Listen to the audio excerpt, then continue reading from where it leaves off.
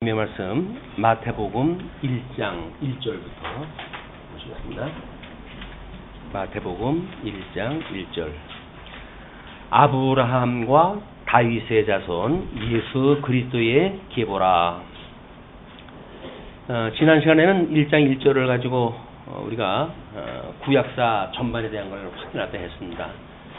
우리 주보에 보시게 되면 성경 개론의 제1편이 예수 그리스도의 지상사역이라고 이렇게 제목을 잡아놨습니다. 우리 복음서, 네 복음서가 그 주제는 예수 그리스도의 지상사역인데 그 중에 마태복음이 제1부로 해가지고 중보의 삼직을 통한 그리스도 증거야. 중보의 삼직, 우리가 삼직이라고 하는 것도 중요하지만은 앞에 중보의라고 하는 그런 그 의미가 마태복음을 이해하는 데는 매우 중요합니다. 왜냐하면 우리 그 1장이 이제 중보자로 오신 예수 그리스도에 대한 소개 아닙니까? 1장부터 4장까지의 내용인데, 그리고 이제 2장으로 넘어가면서부터 선지직으로 이루신 예수님, 왕직을 이루신 예수님, 그 다음에 제사직을 이루신 예수님으로 해서 쭉 소개가 되어지거든요. 근데 오늘 우리들이 확인할 것이 중보자로 오신 그리스도예요. 중보자로 오신 그리스도.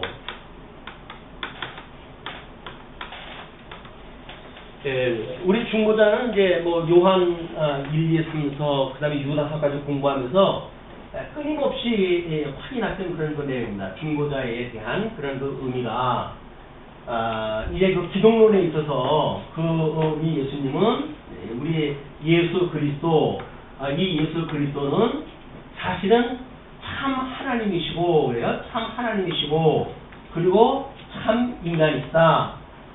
그러나 이 참 하나님과 참 인간은 나뉘어질 수가 없다. 이렇게 이제 규정이 되어졌어요. 우리 정의를 할 때. 그냥 중보자라고 오시는 그분은 하나님이셔야 돼요. 그리고 그 중보자로 오신 분은 참 인간이어야 돼요. 그래서 마태복음에 중보자로 오신 그리스도를 소개할 때 지금 오늘 우리들이 확인할 그 1절서부터 그 다음에 17절까지의 내용이 어떻게 우리 구약성경에서 언약되어진 대로 참 아브라함의 자손으로 다윗의 자손으로 오셨는가에 대한 이야기예요. 우리 아브라함과 다윗의 자손 예수 그리스도의 계보라 이렇게 이야기를 했으니까 여기서 말하는 이 계보는 구약성경에서 이야기했던 이분이 참 인간으로서 구약성경에 언약되어진 아브라함의 자손으로서 또는 다윗의 자손으로서 오신 중보자인 걸 증거를 딱 하는 내용이란 말이에요. 그러니까 그냥 성경을 읽으면서 아브라함의 자손과 예수 그리스도의 계보라 라고만 우리가 이제 본문을 읽게 되면 그 구조라든가 신학적 의미가 배제되어져 있어요. 그냥 족보 이야기로구나 라고만 이야기가 되어지니까 많은 성경학자들이 마태복음을 이야기할 때 아브라함으로부터 다윗의 자손 예수 그리스도의 계보로 시작이 되어지니까 마태복음은 왕으로서의 어떤 그리스도를 증거한 내용이로구나 라고 이제 이해가 다 하는 거예요. 왜? 다윗의 자손 예수 그리스도의 계보로 해가지고 쭉 소개가 되어지니까. 그러니까 이 네 가지의 복음서가 차별화가 될 수가 없는 겁니다. 그냥 이 인간적인 계보 이거 중심으로 가지고 이제 이해를 할 수밖에 없으니까. 근데 우리는 참 하나님으로 오신 우리 그리스도 또 참 인간으로 오신 그리스도 두 가지 측면에서 우리가 조명이 돼야 되거든요.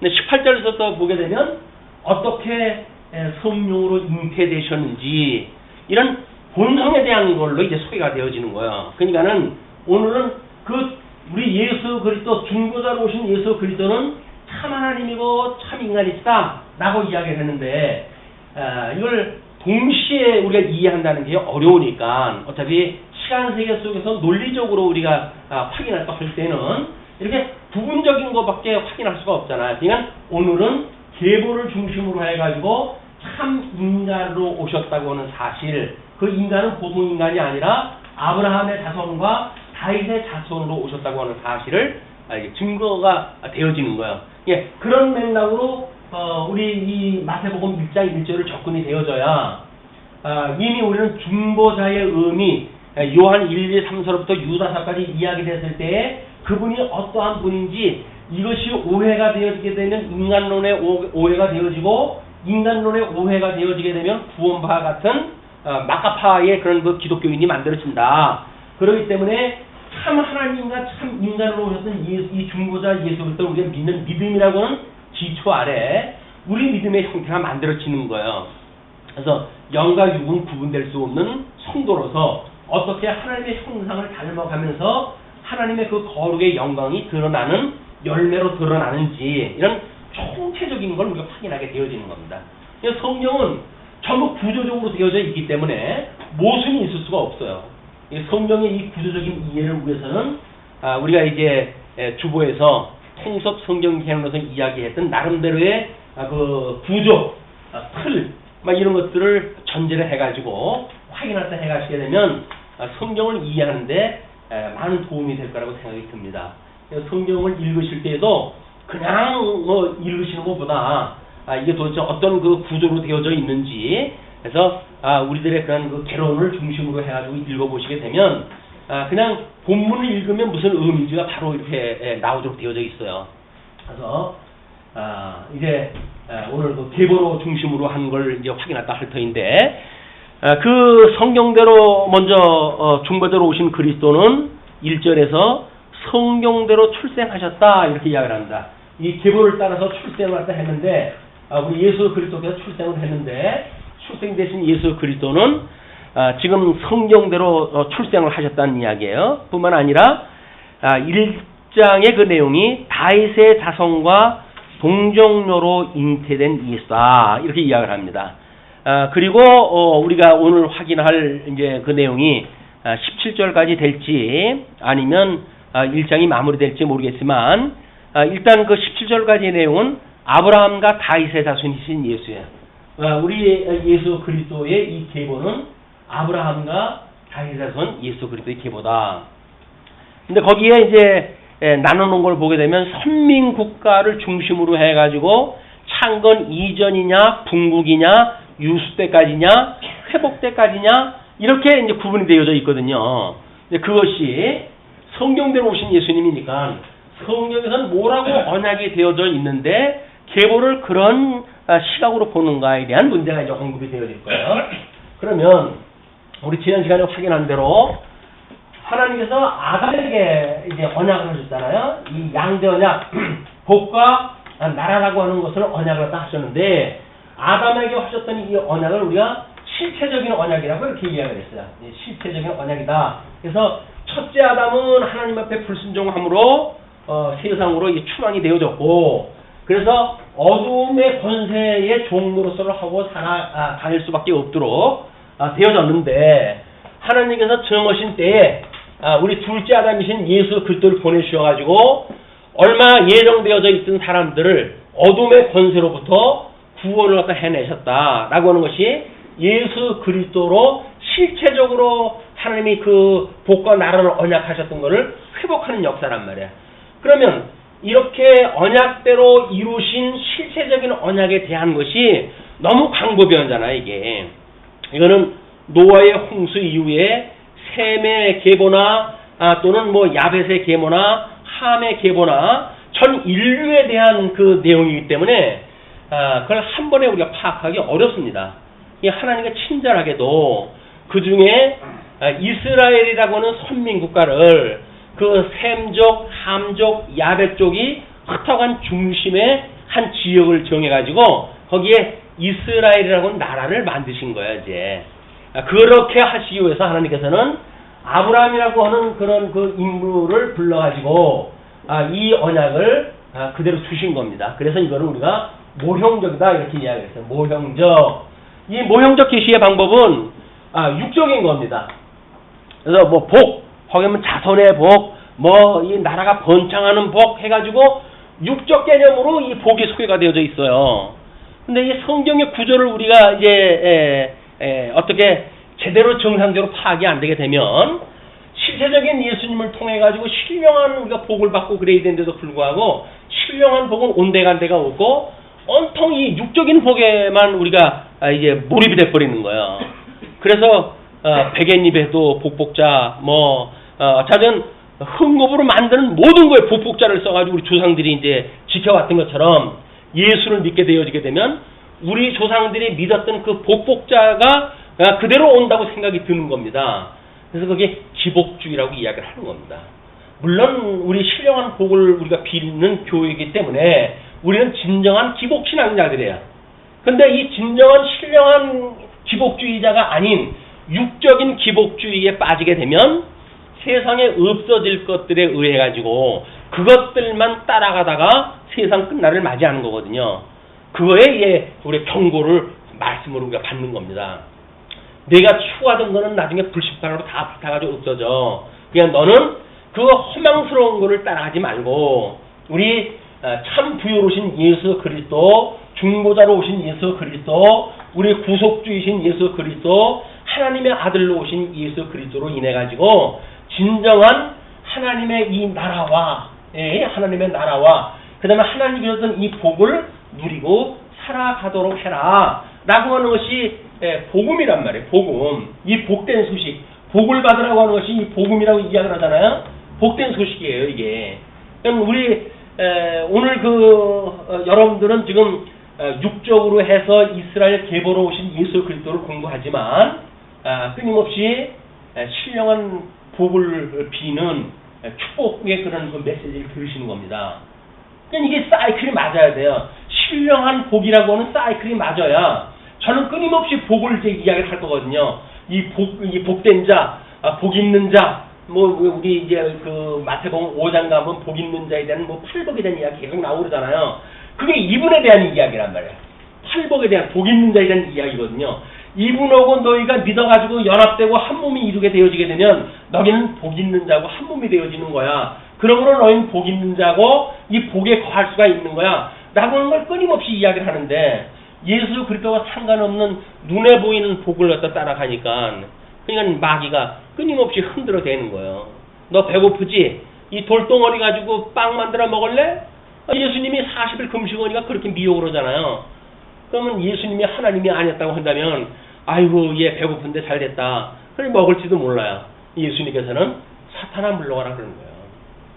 사람이 떡으로만 사는 것이 아니라 신령한 하나님의 말씀으로 사는 거야. 인간의 존재라고 하는 것이 하나님의 기운으로 만들어진 인간이기 때문에 하나님의 말씀으로 살아가는 거지.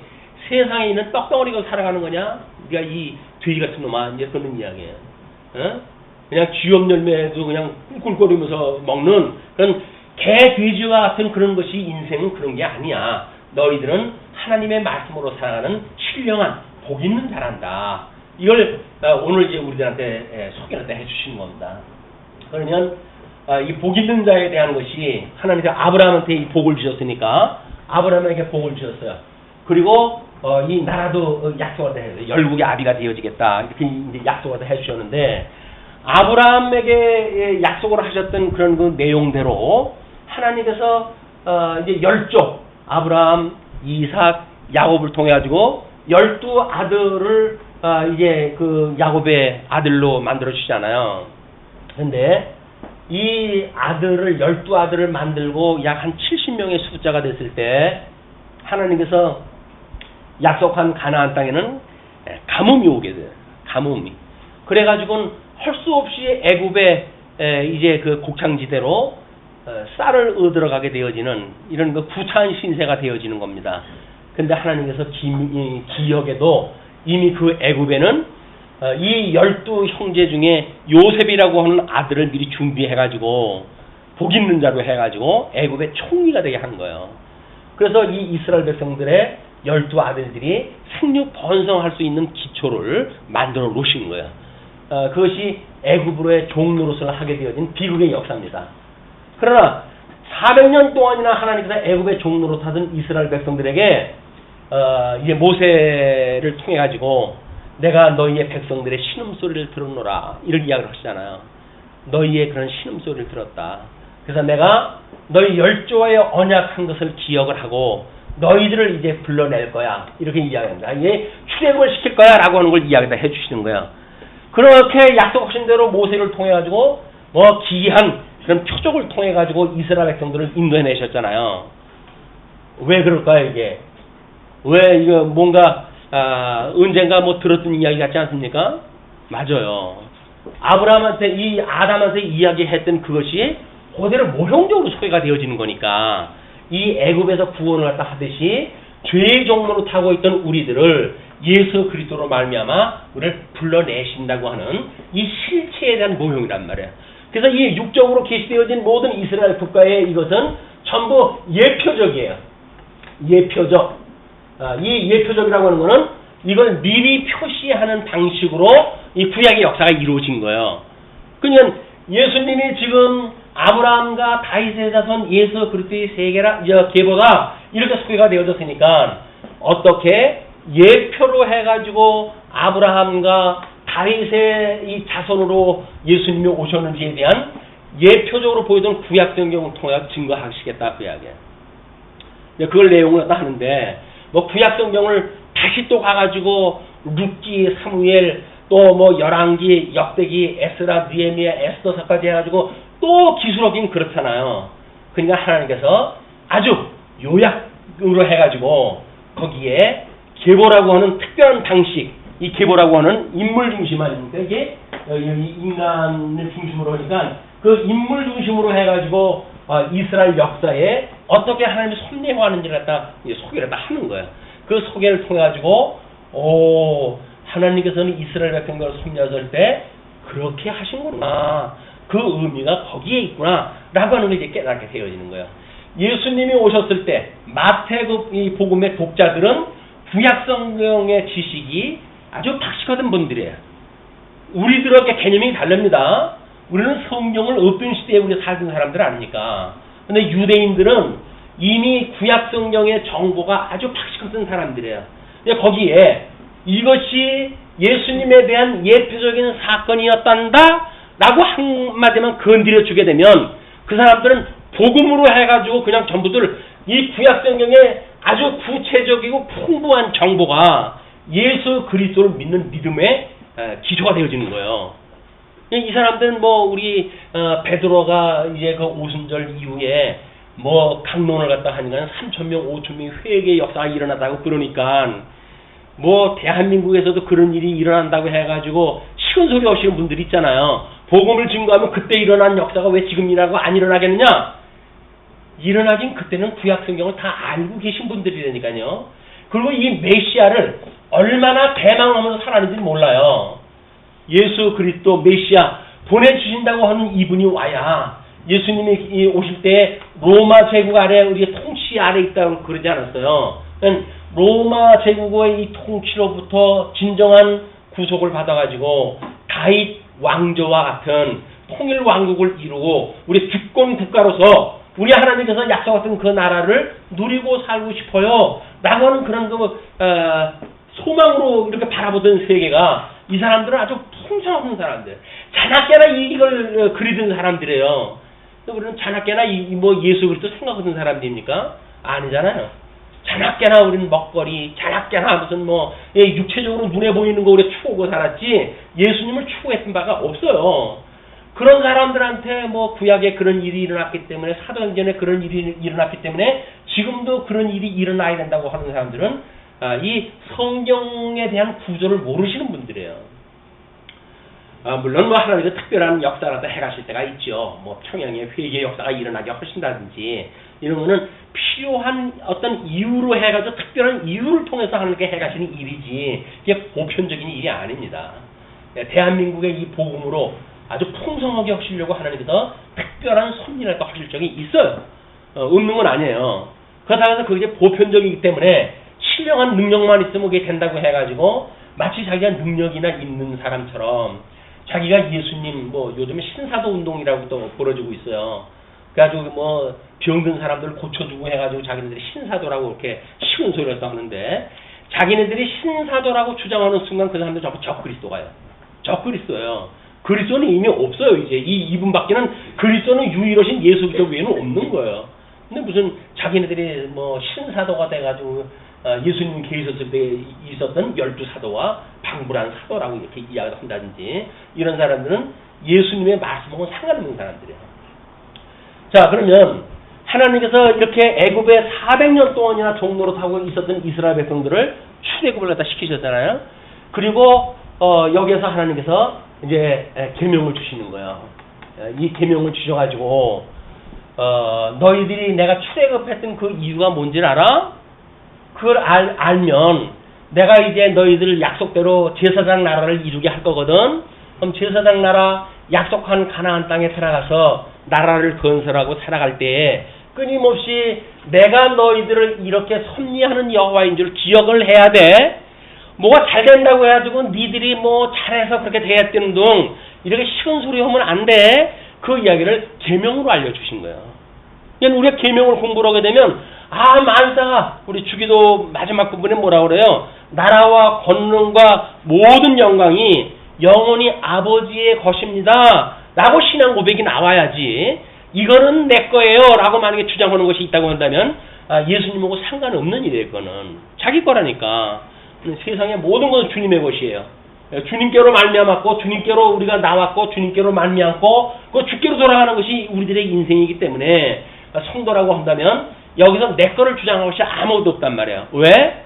우리가 예수님을 믿을 때 세례를 받았다고 이렇게 이야기를 하죠. 불세례를 갖다 받아야 된다는 것도 이제 그 식은 소리를 또 해가지고 난리가 교회에서 또 일어나고 그러던데 이 세례라고 하는 뜻이 뭡니까? 예수님과 함께 죽고 예수님과 함께 살았다는 신앙 고백이에요.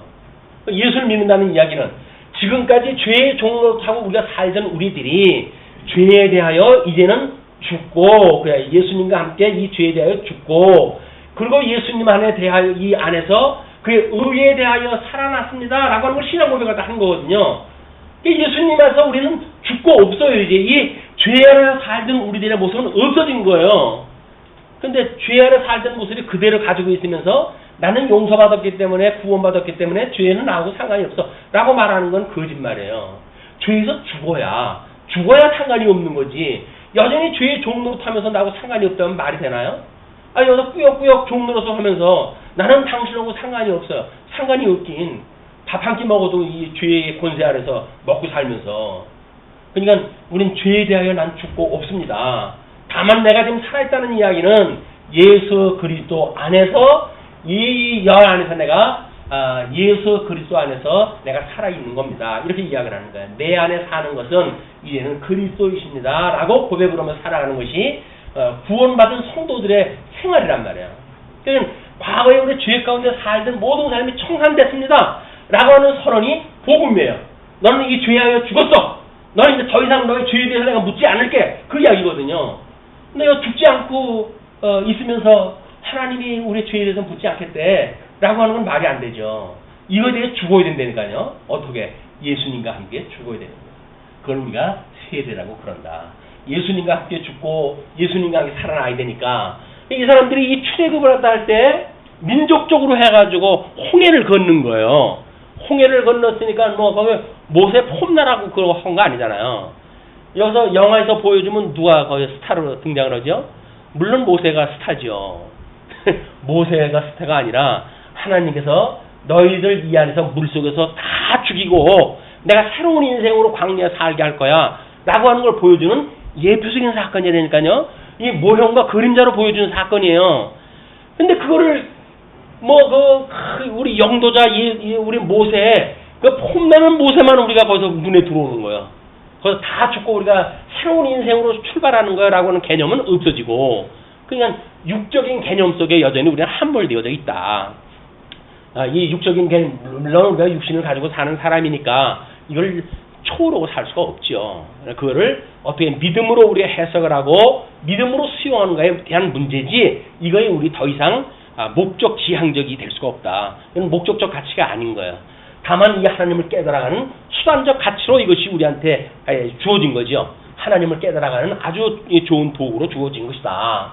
그래서 하나님께서 너희들 나중에 이 가나안 땅 들어가게 되면 여기에 7 족속을 하나님께서 남겨주신다 그랬어요. 이 7 족속이. 우리 지난 시간에는 이 7 족속이 기름진 땅으로 이걸 만들어 온다고 그랬잖아요. 언제? 이스라엘 백성들은 애굽에서 생육 번성을 때 하나님께서 이 나라를 약속하다 할 때 뭐래? 아브라함한테 나라를 약속하다 했을 때 자손이 하늘의 뭇별같이 땅의 모래알같이 번창하게 하신다고 그러지 않았어요? 그걸 어디에서 시켜주셨습니까? 아이러니하게도 애굽에서. 여기는 아무 책임도 없잖아요. 시키는 대로 일만 하면 되잖아요. 그냥 거기서는 먹고 하는 일이 애 낳는 일이었어요. 그래가지고 뭐 숫자로 해가지고 장정만 60만이라고 그랬으니까 뭐 사회학자들은 무슨 뭐 200만이 된다 뭐 이렇게 이야기를 하는데 또 뭐 좀 조금 자유로운 신앙을 갖다 하시는 분들은 그때 애굽의 그런 그 인구의 밀도라든지 이런 걸로 보아서 200만이라고 하는 거는 있을 수가 없다. 뭐 이렇게 이제 설명하시는 분들이 있어요. 그러나 성경이 말하기를 60만이라고 하면 60만인 거예요. 그걸 사회학자가 자기가 추산을 갖다 해가지고 아니라고 한다는 이야기는 진리를 갖다 거부하겠다는 이야기 아니겠어요. 그러니까 이걸 인간적인 생각으로 이걸 간다고 해가지고 참 하나님이신 예수 그리스도 놓치게 되면 참 인간이신 측면에서 우리는 아주 인간다운 생각을 가지고 예수님을 믿어요. 아주 그래서 인류를 사랑하는 인류애를 기반으로 해가지고 없는 자, 가난한 자를 우리가 구제하고 그 사람들을 위한 봉사의 삶 이것을 예수 믿는 걸로 오해가 하게 되어진단 말이에요. 근데 하나님께서 없는 사람을 우회해가지고 우리를 그렇게 살게 하시려고 이 역사를 섭리하는 걸까요? 아니 아까 뭐 지사님 기도하시는 거 보니까 뭘 먹을까 마실까 염려하지 말라면요. 그러면 하나님께서 왜 이 인류가 살아가는데 가난한 사람들이 끝이 없는 세상을 만들어 놓으셨을까요? 인간의 힘으로는 안 된다는 거예요. 그러니까 절대적으로 하나님의 주권적인 섭리하로 이것이 가능하다고 하는 걸 보여주는 사건인데도 사람들은 하나님같이 돼가지고 제가 구제하고 제가 뭔가 해가지고 다른 사람들 앞에 뭐 마치 뭐나 되는 것처럼 보이고 싶은 거예요. 그건 이제 소위 세속적인 표현을 해가지고 밥맛이라고 이야기를 하는 겁니다. 우리 예수부터 영광은 온데간데가 없고 자기의 영광만 드러내는 자기의 얼굴만 드러내는 이런 것들이에요. 세상에서 하는 모든 뭐 정치, 경제, 사회에 대한 영역에서 돋보이기도 하는 모든 일들이 그런 일들이다. 우리 예수 그리스도의 이름을 높이는 일이 과연 무엇인가? 오늘 계보를 통해서 우리가 이제 확인하다 해볼 수가 있는데, 자 이렇게 해가지고 광야 40년 동안 이 사람들을 여기서 이제 세대 교체를 시키셔요. 애굽에서 나온 사람들 20세 이상의 모든 사람들은 다 죽여버려요. 광야에서. 그리고 20살 이전에 출생했거나 광야에서 출생한 사람들만 가나안 땅으로 인도하다 해갔을 거예요. 근데 놀랍게도 세대 교체 전이나 세대 교체 후나 그렇게 인구의 변화가 없어요. 그래가지고 여기를 들어가게 되어지는 겁니다. 예수님께서 가끔 하나님의 나라는 어린아이들 같은 곳이야. 어린아이들이나 들어갈 수 있는 곳이야 라고 이야기를 하잖아요. 그것이 광야에서 출생한 그런 어린아이가 아니면 들어갈 수 없는 곳이라는 이야기예요. 그걸 뭐 우리 또 조그만 아이들을 뭐 얼마나 천사와 같으냐, 죄가 없는 아름다운 모습이냐, 그렇기 때문에 저런 모습이 천국에 들어간다, 뭐 이런 인간적인 또 생각을 또 하는데, 인간적인 거 우리 예수님께서 광고할 생각 없다니까요. 그거 가지고 인간들 자랑하고 그럴 생각이 없어요. 그러니까 다만 구약 성경대로 이루어지는 일이다. 그걸 지금 소개하다 하는 일이다.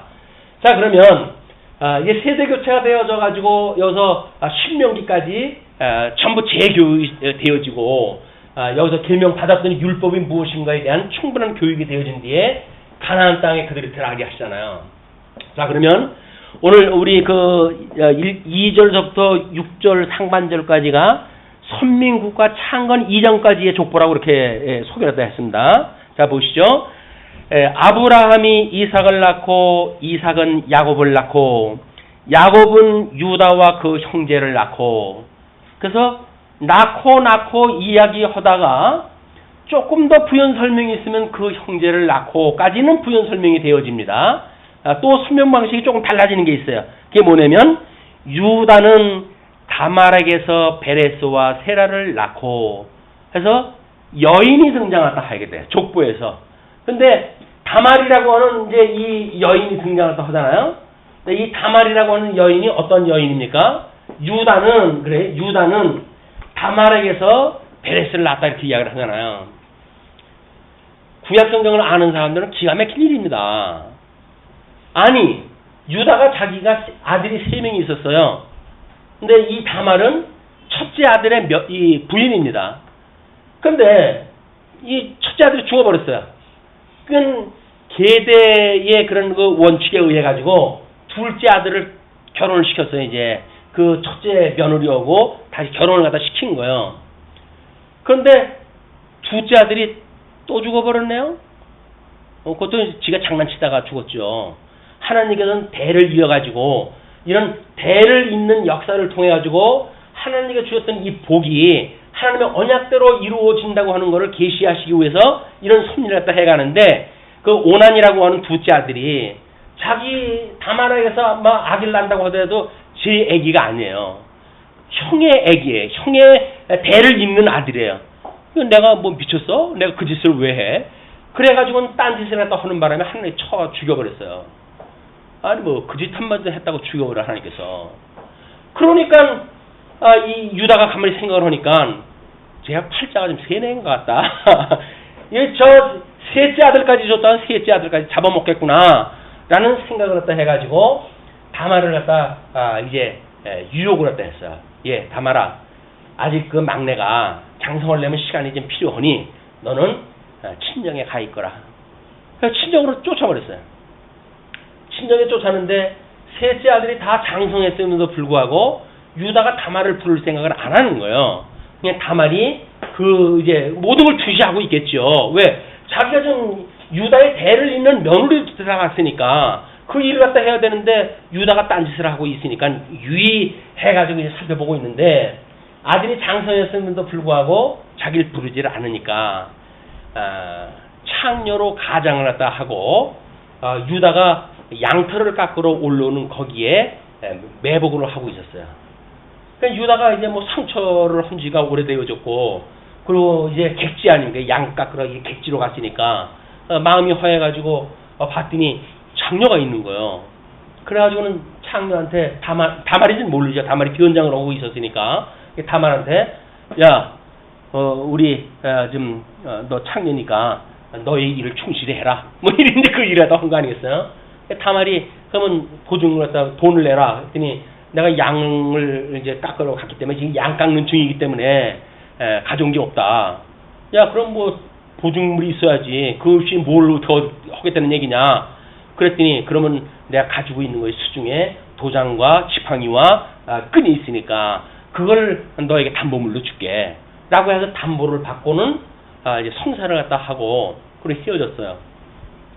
그래가지고 양 까는 데 가지고 이제 뭐 값을 치를 걸 가지고 이 여자를 찾아갔더니 여자가 없는 거예요. 아니 이거 어떻게 된 건가? 이거 빨리 줘야 이제 정산이 되어지는데. 그래가지고 찾아도 없어요. 그래가지고 사람들한테 물어봤어요.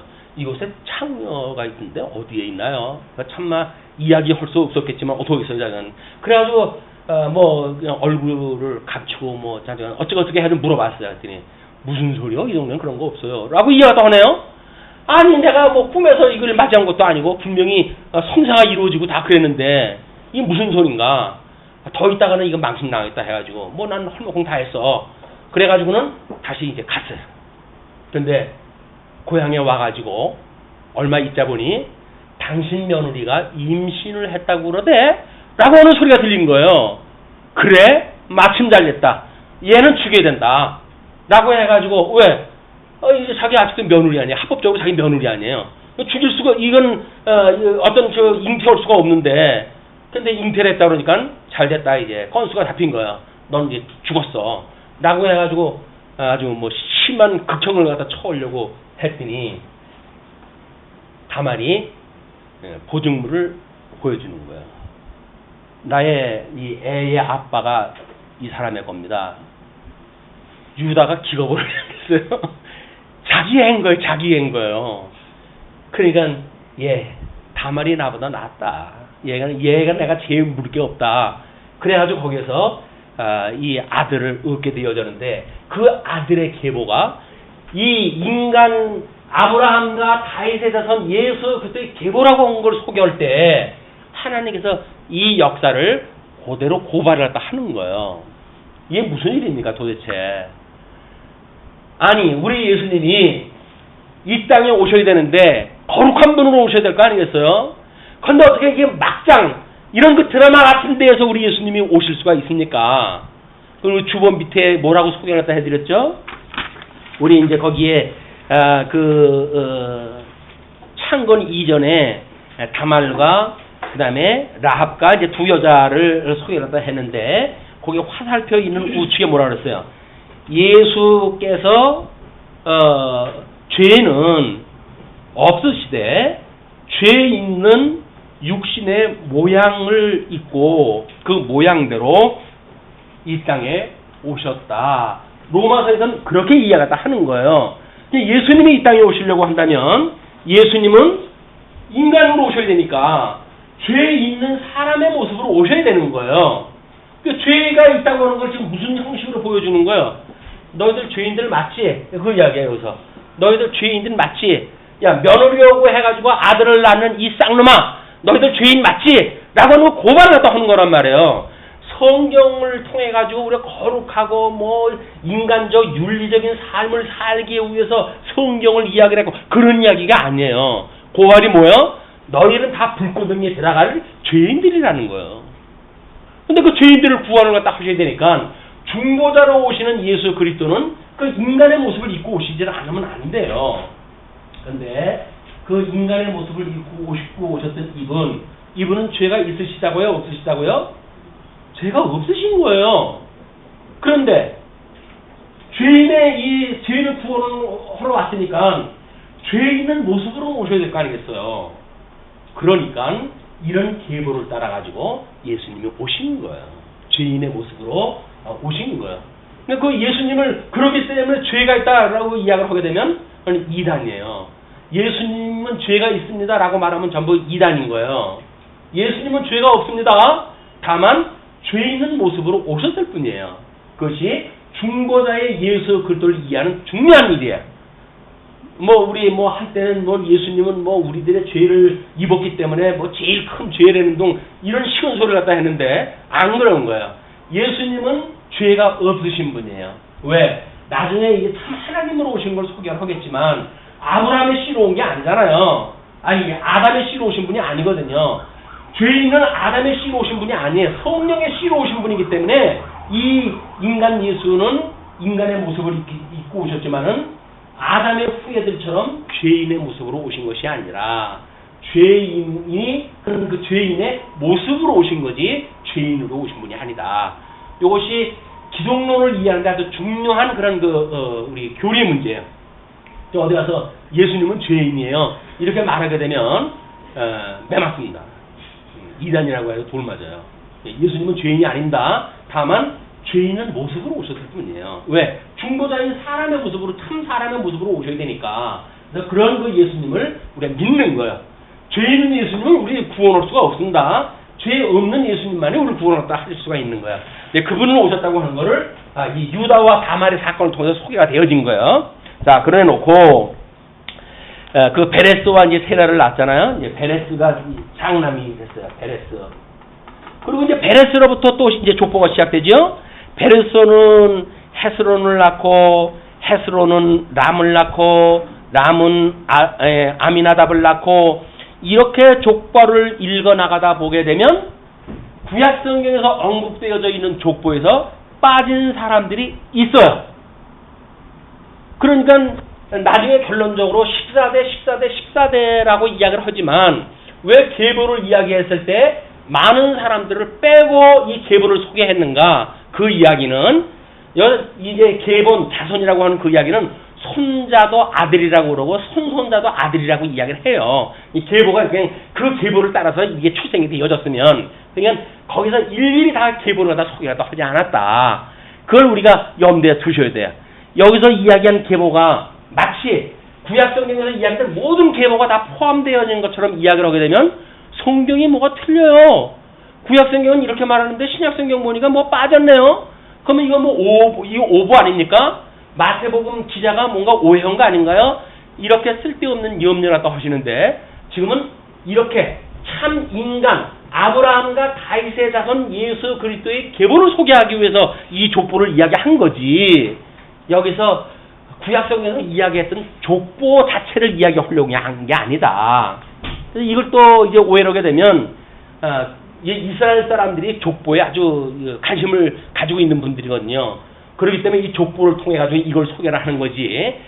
거기에 성경 구약성경에 나와 있는 전 그 계보를 소개하는 데 의미가 있는 게 아니다. 무슨 얘기인지 아시겠죠? 그걸 오해로 하시게 되면 성경이 틀렸다고 또 쉬운 소리를 갖다 해요.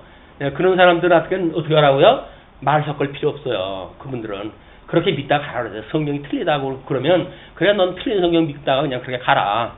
나는 하나님께서 그런 이유가 있어가지고 그렇게 줄여가지고 뭔가 빼내고 그래서 14대라고 하는 뭔가 조항을 맞춰가지고 이거를 소개했다는 거는 나는 믿을 거야 라고 하는 사람들은 그렇게 믿으면 돼요. 난 이게 모순 같아서 못 믿겠어. 못 믿겠다는 걸 어떻게 해요? 그건 하나님도 못 말려요. 하나님을 못 믿겠다고 하는 사람은 하나님도 못 말려요. 그러니까 그걸 뭐 우리들이 뭐 믿어야 된다, 어찌해야 된다 한다고 해야 될 문제 아니니까 때가 되면 언제고 나한테 아쉬운 거 있으면 배우러 올 것이고 아니면 그냥 그렇게 살다가 가 라고 더 이상 말을 섞고 싸울 이유가 없어요. 복음을 증거하고 뭐 진리를 증거한다고 하면서 온통 쌈박질을 갖다 하느라고 이 세월을 보내거든요. 그럼 왜 그래요? 이 생명의 말씀을 갖다 듣게 되면 생명의 말씀을 소개하면 되지. 그리고 믿고 안 믿고는 누가 한다? 우리 하나님이 이 믿음을 주시는 자는 믿고 주시지 않는 자는 안 믿는 거예요. 그걸 사람이 억지시키려고 하니까 그냥 복장이 터지고 답답하다고 해가지고 가슴을 치고 그러지요. 그럴 일이 뭐가 있어요. 그냥 주님의 종으로서 마땅히 그냥 시키는 거 그냥 우리가 하면 되지. 뭐 그거를 그냥 뭐 내가 자는 내 이름으로 해가지고 나중에 우리 주님한테 가면 그래도 몇천 명은 내가 이걸 전도했다고 하는 걸 이야기를 해야 되는데 이런 쓸데없는 생각 가지고 전도하면 안 됩니다. 그냥 그게 사실로 믿어지니까 증거를 하는 것 뿐이에요. 그죠? 자, 이제 그렇게 소개를 딱 하고 5절에 가니까 살모는 또 낳고 하다가 뭐라 그래요? 라합에게서 라합에게서 살모는 라합에게서 보아스를 낳고 자, 이 라합이라고 하는 그 여인은 또 그러면 어떤 여인인가요? 이스라엘 백성들이 이제 가나안 땅이 이 창건되기 전에 가나안 땅에 들어가야 되지 않겠어요? 이 여리고성을 이제 침략을 하고 가나안 땅을 차지하고 그러기 전에 정탐꾼을 이제 들여보냈어요. 도강을 시켜가지고 한번 봐라. 우리가 좀 들어가서 쳐도 되는지. 들어가서 이제 정탐을 한다 하는데 발각이 됐네요. 야, 어떤 첩자가 들어왔다고 그러더라. 이래가지고 비상이 걸린 거예요, 이제. 비상이 걸려가지고 조사를 했다 보니까 정탐꾼들이 라합이 이제 기생이라고 이렇게 이야기하는데 이분 집에 숨어 들어갔어요. 여차저차 하니까. 근데 라합은 그 가나안 접경에 있는 성 바로 인접한 그런 그곳에 있는 분이니까 오고 가는 사람들에서 많은 정보를 듣는 사람이에요. 그런데 이스라엘 백성들이 출애굽을 하고 광야에서 어떤 기적과 같은 그런 일들을 통해 가지고 여기까지 인도해 왔다고 하는 사실을 라합이 그걸 전부 듣고 있었어요. 야, 그 민족은 어떤 민족일까? 어떤 민족인데 그분들을 인도하는 그 신은 그렇게 정말 애굽에서 400년 동안 내가 종로로 하고 있었는데 장자를 다 쳐 죽여가지고 거기서 그들을 불러내시고 어떻게 그 홍해를 건너게 하고 그거를 또 그 사람들은 살려주고 애굽 군대는 전부 물 수장을 시켜버리고 어떻게 그런 신이 있나? 이래가지고 하나님에 대한 사모한 마음이 이제 있었던 거야. 그 하나님이 나도 인도를 갖다 하면 얼마나 좋을까? 그 사람은 출애굽했던 사람은 아닌데도 불구하고 그런 하나님에 대한 동경을 가지고 있던 사람이야. 근데 자기 집에 그 이스라엘 백성들 정탐꾼이 들어온 거예요. 목숨을 걸고 정탐꾼을 숨겨줍니다. 전부 이게 숨겨가지고 이제 이 집까지 왔어요. 야, 여기 정탐꾼이 이 일대에 나타났다고 그러는데 혹시 너희 집에 있는 거 아니야? 라고 그랬더니 라합이 아이고 무슨 소리요? 우리 집엔 그런 거 없다고. 그냥 돌려보냈어요. 그래놓고는 정탐꾼들한테 그 사람이 찾는 사람들이 갔으니까 성 바깥으로 탈출하다 하시오. 그래서 가게 되면 사흘길 정도는 당신들이 앞서갈 수 있으니까 살 수가 있습니다. 그랬더니 정탐꾼들이 너무 고맙잖아요. 이 이방 여자가 도대체 우려고 뭘 안다고 해가지고 우리 이렇게 도울 수가 있을까? 이래가지고는 그러면 내가 이제 우리 백성들하고 함께 들어올 때 너희 집에다가 빨간 줄을 갖다 이렇게 내려놔라. 그러면 우리 백성들이 군대가 쳐들어올 때 그 빨간 줄이 늘어져 있는 그 집이 나를 구원한 너희 집이라고 믿고 너희들은 그 심판으로부터 미운하게 해줄게. 라는 약조를 갖다 하고 떠나요. 재미나죠? 구약 얘기를 갖다 해야 재미나 되니까요. 왜? 이건 육적으로 보여준 거니까 실감이 나잖아, 실감이. 근데 이걸 갖다가 영적으로 해가지고 간음이 어쩌고 저쩌고 뭐 이런 이야기를 하면 이 감이 안 오는 거예요. 그러니까 신약 성경은 재미가 없어요. 구약 성경은 재미가 난데. 근데 구약 성경은 이야기만 하다가 보면 복음을 이야기할 수가 없으니까 이 주일날 아침 강론하기는 좀 그렇잖아요. 그냥 신약 성경 한두 구절 가지고 교훈을 일삼고 이렇게 사십시오, 저렇게 사십시오 이런 이야기를 다 하면서 세월을 보낼 수밖에 없는 거예요. 성경에서는 이렇게 살라 저렇게 살라 우리한테 중요하게 이야기하지 않습니다. 왜? 하나님이 어떠한 분인가를 영광을 계시하시는 것이 하나님의 목적인 거예요. 하나님의 영광 계시의 목적이 있지 인간들에게 선하고 살라고 하는 건 아무 상관이 없어. 하나님이. 왜? 불구덩이 속에서 다 심판받을 인간들인데 그 불구덩이 들어갈 사람들이 잘 살면 뭘 잘 살겠어요? 그 사람들이 뭘 잘하고 살겠어요? 아무런 소용이 없어요. 그러니까 하나님의 이 계시는 윤리적으로 접근을 하면 안 된다.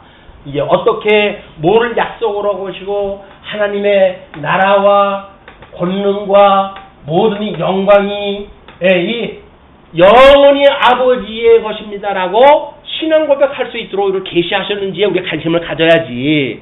그냥 최종적으로 신앙 고백이 뭐예요? 나라와 권능과 영광이 영원히 아버지의 것입니다. 이렇게 고백을 하면서 눈을 감으면 그 사람은 합격인 거예요. 근데 눈을 감으면서도 아들아 내가 이걸 이루었으니 너는 이거를 계승 갖다 해가지고 가업을 일으켜야 되고 뭘 갖다 해야 되고 이런 쉬운 소리하고 가면 아무런 의미가 없어요. 하나님 앞에 가실 때 눈을 감으면서 얘야 나라와 권능과 영광이 영원히 아버지의 것이란다. 너는 그의 의와 나라를 구하며 살도록 해라. 라고 복음을 증거하면 눈을 감아야. 그래서 이렇게 신앙생활하다 간 그 보람이 있지. 그냥 뭐 있는 대로 봉사하고 있는 대로 연보하고 그러다 갈 적에 딴소리하고 가면은 그것처럼 손해보는 일이 어딨어요. 그냥 지혜롭게 복음을 깨달으시는 것이 관건이다. 근데 이 라합의 그 약속대로 해가지고 이스라엘 백성들이 이제 침략을 해 들어가잖아. 이 여리고성 7바퀴를 돌라고 이제 이렇게 이야기를 하니까 나팔을 불면서 이제 그 성을 돌기 시작을 하는 거야. 하루에 한 바퀴씩 돌고 한 바퀴씩 돌고.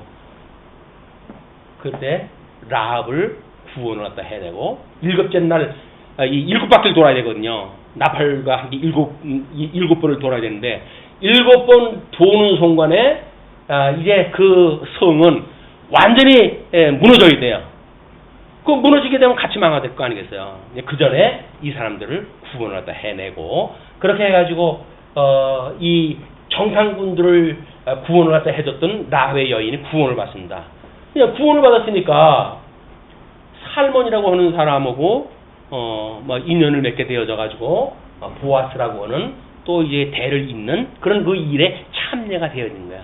예수 그리스도의 계보를 잇는 우리 그 이방인으로선 라합이라고 하는 여인이 아니 이제 가나안 땅에 있는 여인이니까 이방인 여인으로서 예수 그리스도의 계보를 잇게 되어진 거예요.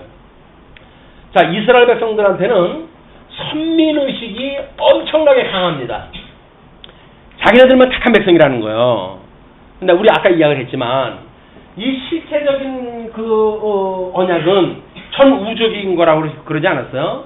그럼 셈과 함과 야벳이라고 전 인류에 대한 이야기인데 거기에 계시를 위해 가지고 이스라엘이라고 하는 나라를 위해 가지고 이제 부분적으로 설명이 되어졌기 때문에 이스라엘 백성들은 우리는 일부를 그냥 계시하신 거야 이렇게 생각을 해야 되는데 자기네들만 택자라고 해가지고 이방인들을 개돼지 취급을 했어요. 그러니까 이 사람들이 생각을 갖다 했을 적에는 어떻게 이방 여자 라합에게서 이 아들을 낳을 수가 있느냐 뭐 이런 그 이론이 있을 수 있지 않겠어요? 근데 하나님께서 우리 노아의 후손 중에 셈의 후보를 통해 가지고 12대 손으로 해가지고 쭉 가다가 아브라함을 낳게 하셨잖아요. 그러면 그 아브라함 이전에 있었던 모든 세대들은 뭐예요? 여기서 이야기했던 이 아브라함의 이전 세대란 말이에요. 이전 세대. 그 이전 세대가 이 이스라엘 나라를 이렇게 포괄적으로 초월된 사람들이 있을 수가 있는 거예요. 그걸 이방인들의 구원이라고 이야기를 하는 겁니다. 우리 이제 이스라엘 선민국가를 이렇게 이야기를 했을 때 제사장 이야기를 갖다 하게 되면 우리 히브리서에서는 누구를 갖다 계보를 따라서 예수님이 오셨다고 그래요. 멜기세덱의 반차를 따랐다 그러잖아요. 멜기세덱이라고 하는 이 사람은 어디의 왕이라고 했어요? 샬롬의 왕이래요. 샬롬의 왕. 그냥 샬롬이라고 하는 나라의 이 사람은 제사장이거든요. 근데 왜 이 제사장한테 11조를 갖다 우리 예수님께서 바치셨을까요? 이게 모형적인 선민국가를 뛰어넘는 그런 의미를 보여준 거예요. 하나님께서 이스라엘 백성들을 이제 유숙해 하시고 다시 회복을 했다 했을 때 바사 제국을 일으키셔요. 페르시아 제국을. 그때 초대 임금이 고레스라고 하는 임금인데 그 고레스라고 하는 임금을 이사야서에서 이야기할 때 뭐라고 예언했다고 하냐면 나에게 기름 부음 받은 자, 고레스 임금을 하나님께서 기름 부음 받은 자래요. 그래가지고 이스라엘 백성들을 구원의 역사가 다 해가시는 거예요. 그러니까 선민국가라고 하는 개념만 가지고 선민의식을 가지고 사는 사람들은 코막고 답답한 사람들이다 그 이야기예요. 더 넓은 세상을 우리 하는 전 우주를 섭리하시는 분이지 저 손바닥만한 이스라엘 나라만 섭리했다 하시는 분이 아니다. 이렇게 우리가 믿어져야 신약 성경에 들어와서도 우리는 우리 믿는 사람들만 하나님의 사람이냐 이렇게 보질 않는 거예요. 언젠가 때가 되면 그 생사람들을 구원의 백성으로 하나님께서 가입을 시킬 수가 있는 분이야 라고는 예비 성도를 가지고 우리 영적으로 신령한 생명으로 그런 사람들 보게 되어지는 거란 말이에요.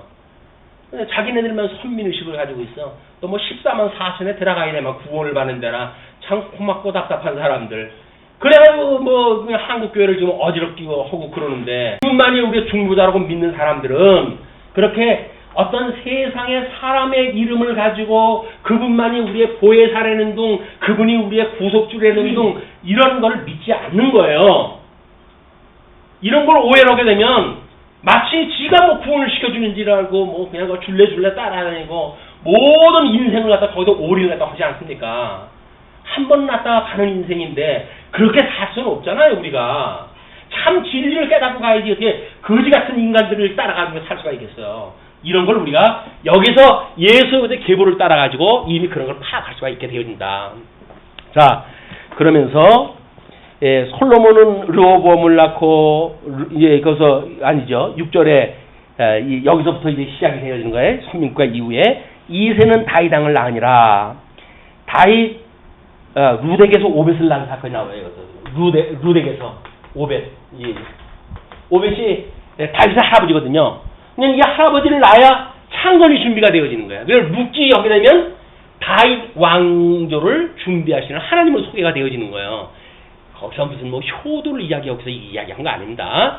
그렇게 이제 소개가 되어지는 거예요. 그리고 그 다윗은 우리아의 아내에게서 솔로몬을 낳고 이 우리아는 불륜의 관계 장군의 부인인데 다윗이 눈이 뒤집어져 가지고 이 여인을 갖다 범하고 그 남편은 전쟁터에 내보내가지고 죽여버리는 이 사악한 일로 해가지고 성군이라고 우리가 이야기를 하잖아요. 성군은 무슨 정말 뭐 강론 중에 그런 표현을 할 수가 없으니까 내가 입을 다물지 무슨 성군이에요.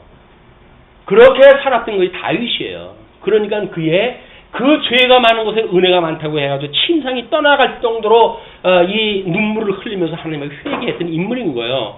이렇게 하나님께서 그러하여금 죄를 깨닫고 구원에 이르게 하시는 하나님을 보게 하시기 위한 섭리지 다윗님이 성군이라고 그래가지고 뭐 그 사람 죄가 없는 사람처럼 떠받들고 이렇게 하면 안 된다. 그냥 뭐 우상이에요. 그렇게 되면 이렇게 이제 소개가 되어진 겁니다. 뿐만 아니라 르호보암은 아비야를 낳고 아비야는 아사를 낳고 아사는 여호사밧을 낳고 여호사밧은 요람을 낳고 요람은 우시야를 낳고 우시야는 요담을 낳고 요담은 아하스를 낳고 아하스는 히스기야를 낳고 히스기야는 문헤사를 낳고 문헤사는 아본을 낳고 아몬은 요시야를 낳고 이야기 되는 낳고 하는 일밖에 없어요. 마태복음을 펴가지고 성경 읽기 시작을 하게 되면 낳고 하다가 잠들어 버려요. 그러니까 성경 마태복음을 읽다가 성경 읽기 포기 이렇게 되라는 거야. 17절만 넘어가게 되면 그런 얘기 안 나와요. 그냥 마음 놓고 읽으셔도 돼요. 낳고 하다가 이제 누가 나옵니까? 그 바벨론으로 이제 잡혀갈 때 요시아는 여고냐와 그의 형제를 낳으리라. 그래서 창건, 분국, 유수, 창건, 분국, 유수, 회복이라고 하는 구약성경 전체 역사서에 대한 내용을 족보의 이야기로 이걸 소개한 거예요. 지금 이걸 소개했다 했다. 그래놓고 바벨론으로 잡혀간 후에 여고냐는 스알디엘을 낳고 이제 그 여고냐도 직접 낳은 그런 그 아들들이 안에 또 누구도 있고 다 그렇습니다. 스알디엘은 수룹바벨을 낳고 수룹바벨은 아비웃을 낳고 아비웃은 엘리야김을 낳고 엘리야김은 아소르를 낳고 아소르는 사독을 낳고 사독은 아킴을 낳고 아킴은 엘리웃을 낳고 엘리웃은 엘리야사를 낳고 엘리야사는 마단을 낳고 마단은 야곱을 낳고 야곱은 마리아의 남편 요셉을 낳았으니 마리아에게서 그리스도라 칭하는 예수가 나시니라. 그래서 마리아라고 하는 인물이 이제 등장을 또 해요. 마리아는 동정녀야. 그냥 요셉이라고 하는 인물과 약혼만 했어요. 그때는 약혼 기간은 약 한 1년으로 정해져 있는데 그 정해져 있는 그런 그 요셉과의 정혼한 사이에 그런 그 사이에서 예수 그리스도가 출생을 한 거예요. 그 이야기는 요셉이 이때 문화를 보게 되면 용납할 수 없는 사건이 일어난 거예요. 그걸 다음 시간에 어떻게 소개가 되어지는 우리가 살펴보기로 하고 그렇게 해서 그런즉 모든 대수가 아브라함부터 다윗까지 연례되요. 그것이 이제 창건 이전의 모든 것이 연례되요. 다윗부터 바벨론으로 사로잡혀 갈 때까지 연례되요. 유수 전까지 그리고 유수로부터 이제 포로로 끌려가가지고 바벨론으로 사로잡혀간 후부터 그리스도까지 연례되더라. 우리 중간기가 400년이라고 그러잖아요. 400년 동안 지금 여기 소개되어진 계보를 빼고 그리고 예수님까지 그 계보가 다 되어질 수가 있겠어요? 아니겠죠. 빠졌겠죠. 그냥 빠진 거예요. 그냥 그건 빤 거예요. 왜? 지금 이 사람들한테 연례대라고 하는 그런 문학적 표현을 통해 가지고 이것이 구약성경 전 역사를 압축적으로 소개했다 한 거란 말이에요. 그 성경대로 예수님께서 출생하시고 고난받으시고 십자가에 못 박아 죽으시고